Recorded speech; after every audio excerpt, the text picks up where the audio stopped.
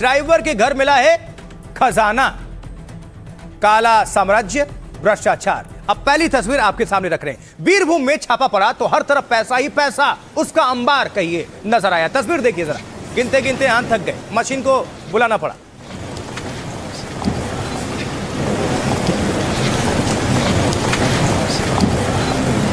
और ये जो भाई साहब की तस्वीर देख रहे हैं आप, चश्मे वाले, एक तो मुख्यमंत्री हैं, दूसरी जो तस्वीर है ये आरोपी हैं। ये बताया जाता है कि सिर्फ ड्राइवर हैं, लेकिन अब अंदाजा लगाइए क्या क्या मिला है। आगे आपको पूरी डिटेल्स हम रखने जा रहे हैं, सुनिए।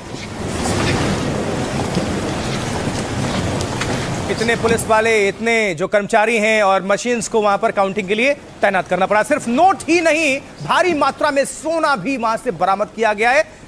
बताइए कितना? 15 किलो सोना। ये जब्त किए गए सोने की तस्वीर देख रहे हैं आप।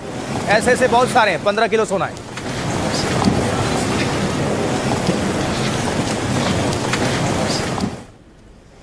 अब सोचिए, नोट लोग जेब में रखते हैं या वॉलेट में रखते हैं, ये बोरे में रख रहे थे भाई साहब। आरोपी ने कैश को बोरियों में बंद करके रखा था। कहा जा रहा है कि नोट से भरी 35 बोरियां बरामद हुई हैं। 35 बोरियां, ये देखिए। जैसे एडवर्टाइजमेंट की दुकान पर लिखा रहता है गद्दे ही गद्दे, तो ये इनके यहां बोरियां ही बोरियां हैं, नोटों से भरी।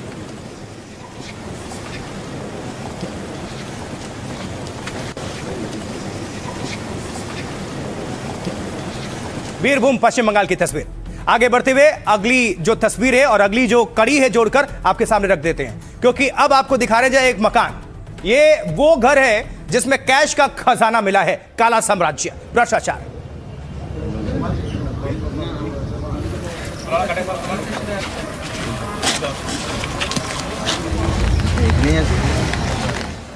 छापेमारी हुई तो छापेमारी के बाद जरा देखिए कैसे बक्सों में भरकर कैश लेकर जाया गया।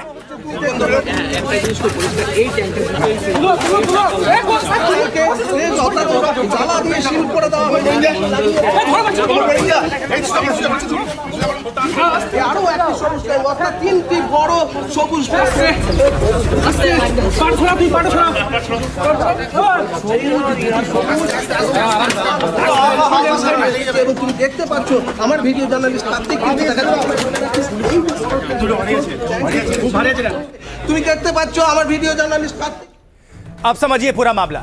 पश्चिम बंगाल पुलिस जब बीरभूम के एक घर में छापा मारने पहुंचती है तो वहां मौजूद हर किसी की आंखें खुली की खुली रह गई, जिसे कहते हैं फटी की फटी आंखें।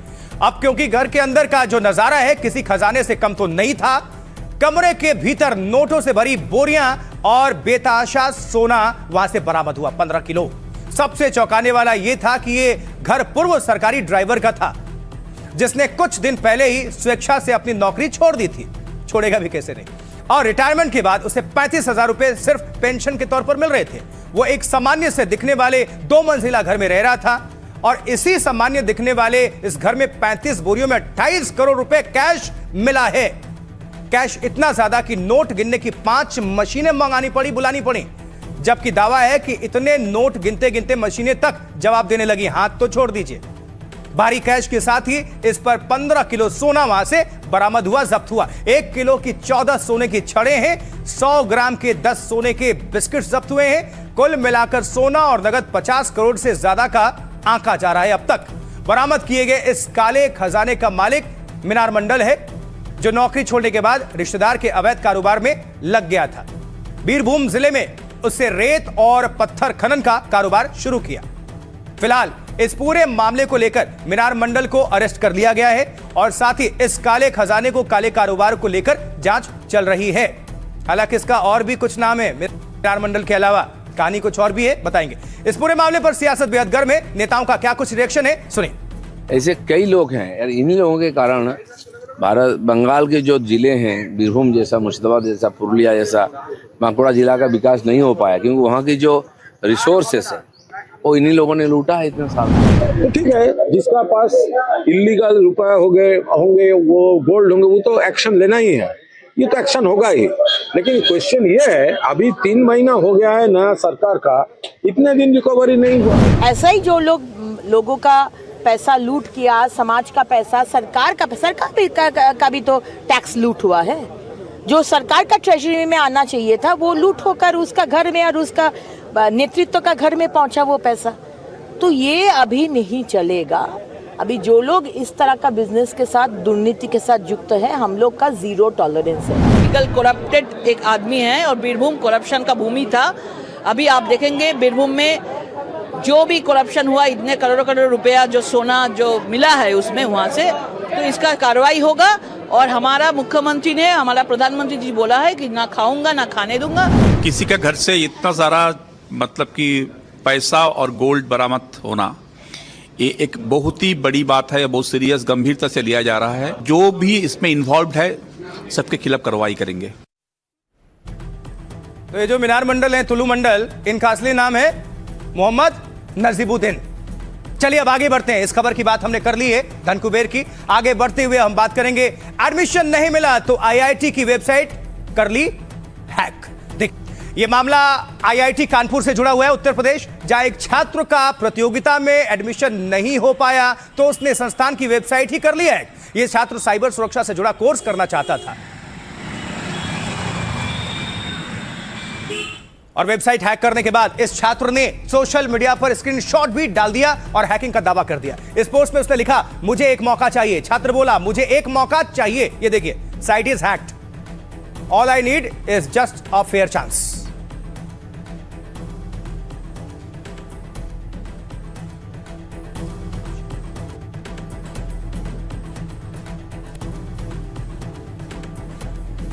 और अब जल्दी से जान लीजिए, आपके सामने रख देते हैं कि ये पूरा मामला क्या है, समझ लेते हैं। चलिए, तो कानपुर आईआईटी, यहां का एक ऐसा मामला सामने आया जिसने सबको हैरान कर दिया। जुलाई में आईआईटी में साइबर सिक्योरिटी कोर्स के लिए एक प्रतियोगिता कराई गई।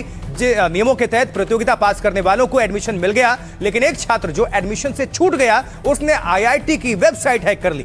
हैक करने के बाद छात्र ने वेबसाइट पर संदेश छोड़ा खुद ही, मुझे एक उचित मौका चाहिए, फेयर चांस। वेबसाइट हैक करने के बाद उसने सोशल मीडिया पर इसके सबूत भी पेश किए। इसके साथ ही उसने लिखा कि वेबसाइट का डेटा से छेड़छाड़ करना मकसद नहीं है, बल्कि इस हैकिंग का मकसद सिर्फ अपनी क्षमता, स्किल्स को साबित करना है।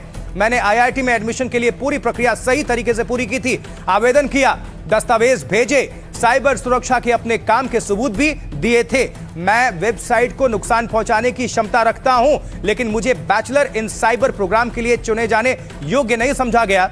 मेरा मकसद सिर्फ इतना है कि मेरी काबिलियत को एक मौका जरूर मिले। यह मामला सामने आया तो पूरे आईआईटी कैंपस में हड़कंप मच गया। मामला आईआईटी निदेशक तक जा पहुंचा तो एफआईआर दर्ज कराने को लेकर चर्चा होने लगी। हालांकि छात्र के भविष्य को ध्यान में रखते हुए ऐसा कोई फैसला नहीं लिया गया। छात्र ने इस हिसाब से लिखा भी था। छात्र को अपनी काबिलियत साबित करने के लिए एक मौका भी दिया गया। अगर छात्र आईआईटी के इस टेस्ट में पास होगा तो उसके एडमिशन पर विचार हो सकता है। साथ ही आईआईटी ने छात्र के भविष्य को ध्यान में रखते हुए पहचान उजागर नहीं की है।